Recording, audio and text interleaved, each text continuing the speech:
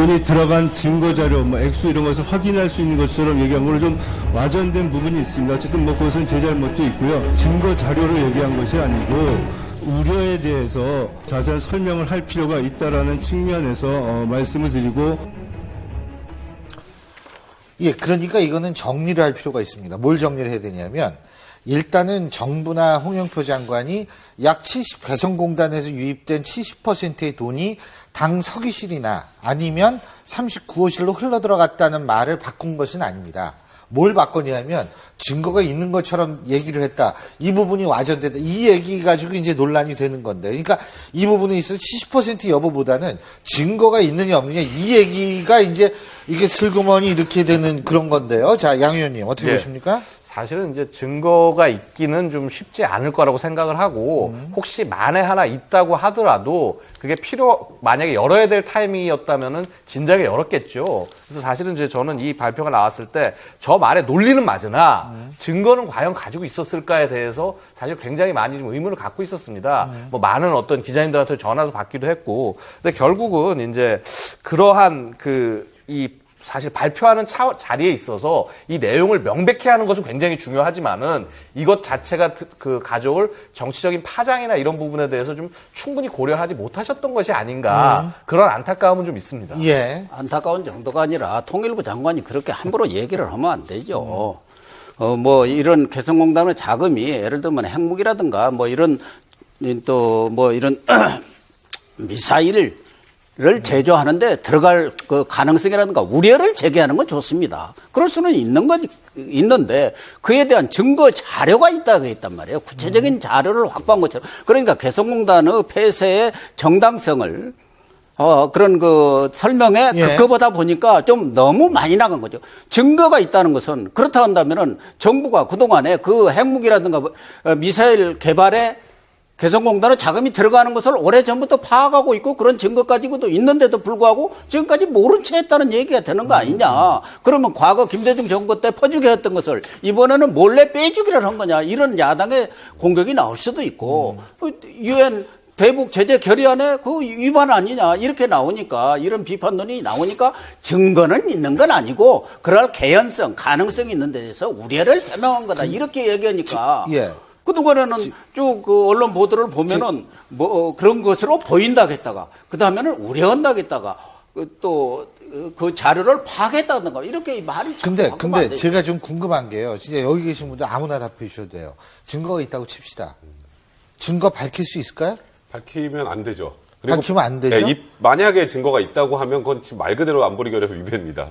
증거까지 있음에도 증거까지 있음에도 명확한 증거가 있으면. 그러고 이제 그게 다 어떻게 증거를 확보했는지 그거 다 드러나면 그거 정보를 반하기 때문에도 안 되죠. 그렇죠. 기존에 이제 예를 들어서 어떤 우리가 필요한 어떤 우리가 구축하고 있는 정보망이라든가 루트가 노출될 우려 같은 것도 있는 것이고요.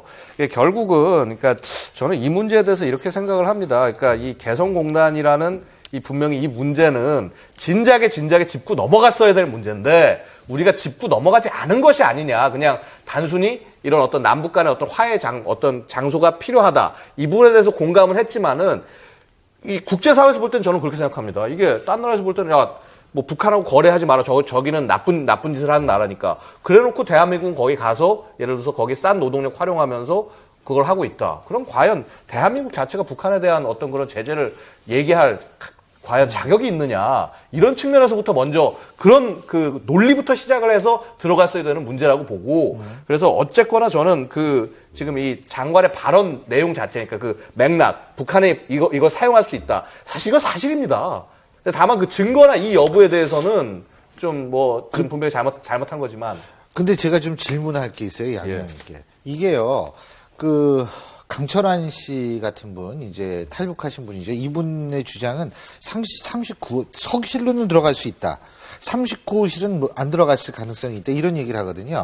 어떻게 보세요? 이게 우선 서기실과 39호실이 뭔지 잠깐 얘기를 해주시고. 일단 이제 그 38호실, 39호실 해가지고 해서 그야말로 북한의 자금 관리 체제를 보면은 이제 뭐라고 그럴까, 당에서 쓰는 공식적인 자금이 있을 것이고, 그 다음에 이제 군수공업에 쓰는 자금이 있고, 그 다음에 김정일 예. 일가에서 쓰는 그 자금이 있습니다. 그러니까 김일성 일가에서 쓰는 그 자금 관리를 해오던 것이 이제 38호실, 39호실인데 이 39호실이 이제 특히 그 김정일 시대부터 계속적으로 이제 자금을 갖다 계속 관리를 해온 것이고 이제 39호실은 없어지면서 38호실이 없어지면서 39호실이 중심이 돼서 이제 그러한 것들을 해오는 겁니다. 그럼 39호실에서 하는 것이 내부에 예를 들어서 그 안에 있는 그 예를 들어서 주요한 인사들에 대해서 선물 정치를 하고 그 다음에 필요한 어떤 그야말로 통 큰 정치, 내부의 정치를 위한 비자금의 역할을 하고 이런 것을 이제 39호실에서 하는 거고 당서기실 같은 경우는 이제 아시다시피 일종의 그 청와대 비서실과 같은 존재 아니겠습니까? 그러면 이것은 그 국가를 지도하는 존재로서 공적인 자금으로 해서 이제 활용하는 이제 그런 부분이 되겠습니다. 그러니까 결국은 39호실이냐 혹은 이제 당서기실이냐 이 부분에 있어서 저는 그게 그닥 큰 중요한 것은 큰 차이가 아니다. 없다. 결국은 어느 루트를 통해서건 반드시 쓰일 수밖에 없는 구조라는 겁니다. 이 구조 자체가. 그래서 이게 지금 우리가 이거 너무 이 북한 쪽의 어떤 이런 부분을 바라볼 때 낭만적으로 바라봤을 때 이러한 폐해가 생길 수 있다라는 하나의 우리가 좀 교훈이 아닌가 싶습니다. 알겠습니다. 그런데 예. 이 부분에서 특히 짚고 넘어갈 것은 지금 정부에 대한 신뢰 이게 가장 중요하거든요. 남북 관계든 뭐 이런 부분에 있어서는 국민들이 말로 단합을 해라 믿어라 해서는 되는 게 아니고 정부가 그만큼 신뢰성 있는 언행을 보여줘야 하는데 예. 더군다나 통일부 장관 같으면은 이런 문제에 대해서 아주 신중하게 언급을 했어요. 예. 뭐 이런 개성공단에서 이런 자금이 들어갔다고 한다면 그럼 관광에 오면 돈이 그 핵무기로 안 들어갈 수 있는 것도 아니고 뭐 북한 식당에서 밥 먹어도 다 들어갈 수가 있는 거거든요. 그럼 모든 것을 다 막아야 한다는 논리도 되기 때문에 어쨌든 이런 부분에 대해서는 통일부 장관이면 좀 포괄적으로 이렇게 언급을 하셨어야 하는데 예. 너무 구체적으로 하다 보니까 이런 뭐 좀 안타까운 일이 벌어지는 것 같습니다. 알겠습니다. 자, 어쨌든 내일 앞서도 말씀드렸지만 대통령의 국회에서 대국민 연설이 있습니다. 상당히 드문 경우인데요. 과연 어떤 내용이 돼 있고 어떤 상황이기 때문에 대통령이 국회에 가서 대국민 연설을 하는지 우리 내일 한번 지켜보겠습니다. 자, 여기선 양국 위원님 요새 바쁘신데 먼저 보내드리고요. 오늘 말씀 잘 들었습니다. 고맙습니다. 감사합니다.